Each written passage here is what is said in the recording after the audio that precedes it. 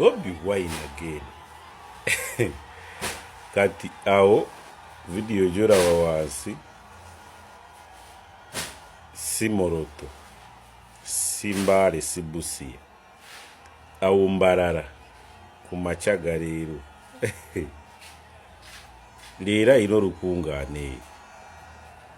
ne kati orabe nsabije mwakoze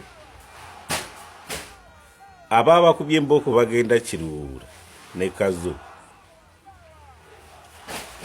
mwayambi omusajja niye yongera abawagizi kati buyomu yebuuza lwaki kati sawa zino gwe wa NRM wange oba wa NRM munange eyagamba Bobi Wine ali Kampala nuperi Kampala awowa mugenda ni mulimba president nimugamba tumuyina tuwe sente abayimbi kola bwoti manyaki nimutonda ko kano nimutonda okano awochi Mbarara kati overi obakube mamboko obakube mutiyagasi bisasane katana abamuyambi gwe kati owa NRM munange gwe abadalimba nagamba oyo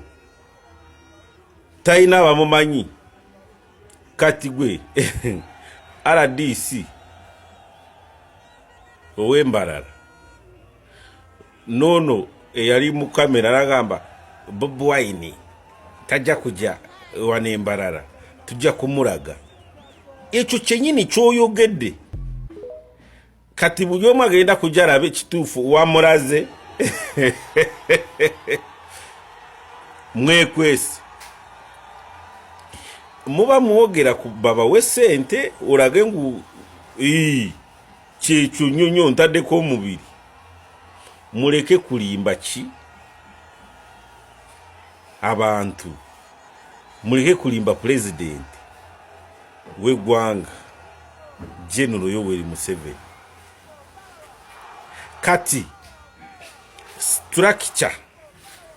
ghetto structure Mbarara tiyagendayo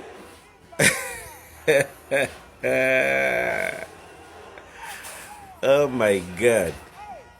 So bino tubibagamba okulaga ngu mwabakuba kerere kubanga bakuwada kazindaro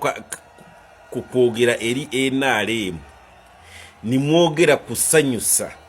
naye mutareyinze strategic plans eri Bobi Wine muba mulimba mu kulembeze w'eggwanga